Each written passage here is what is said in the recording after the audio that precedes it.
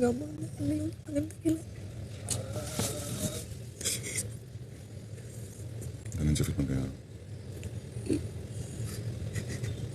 ஒரு விஷயம் எப்படி போயிருக்குன்னு தெரியல. எப்படி போனாலும் உங்கள் அம்மா தானேண்ணா. அண்டர்ஸ்டாண்ட். எப்படி போனாலும் ஒன்றும் தெரியாது அவங்களுக்கு. பார்வதிக்கு என்ன ஆச்சு? பார்வதி ஒரு விஷயத்த நினைச்சு அழுது ஃபீல் பண்றாங்களா? அதுவும் சீரியஸா அப்படிங்கிற மாதிரி தான் இந்த ஒரு சம்பவம் அமைஞ்சிருக்கு.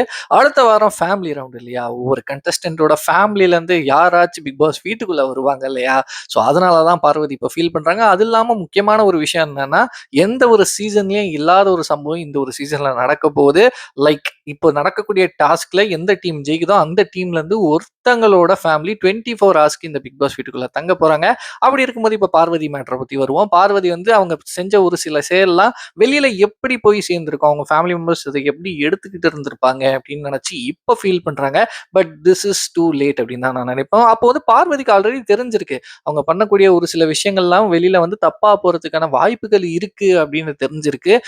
அப்படியாச்சு அப்பவாச்சும் அவங்க லைட்டா மாத்தி ஒழுங்கா அவங்களோட கேமை விளையாடினா நல்லா இருந்திருக்கும் அப்படின்னு நான் நினைக்கிறேன். மேபி எனிவேஸ் அவங்க அம்மா வந்து வந்து பார்வதி கிட்ட ஒரு சில விஷயங்கள் சொல்லி கொஞ்சம் அட்வைஸ் பண்ணதுக்கு அப்புறமாவாச்சும் பார்வதி மாறுவாங்களா அப்படின்றத நீங்க மறக்காம என் கூட ஷேர் பண்ணிக்கோங்க. இது ஒரு பக்கம் இருந்தாலும் பார்வதி இப்ப நினைச்சு ஃபீல் பண்றாங்க. பட் எத்தனை பேர் மனசுக்குள்ளேயே உட்காந்து ஃபீல் பண்ணிட்டு இருக்காங்க அப்படின்னும் தெரியல. ஏன்னா பார்வதி வந்து ஒரு சில விஷயங்கள் பண்ணாங்க. பார்வதி மாறி இல்ல பார்வதியை விட வேற மாதிரியும் ஒரு சில பேர் வந்து ஒரு சில சம்பவங்கள் டே ஒன்ல இருந்து இப்போ வரைக்கும் பண்ணிட்டு தான் இருக்காங்க.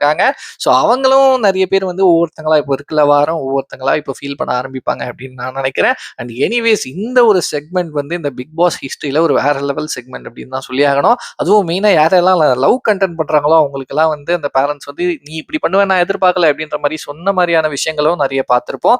இந்த ஒரு ஓவரால் சம்பவத்தை பத்தி நீங்க என்ன நினைக்கிறீங்களோ மறக்காம என் கூட ஷேர் பண்ணிக்கோங்க. பாய்.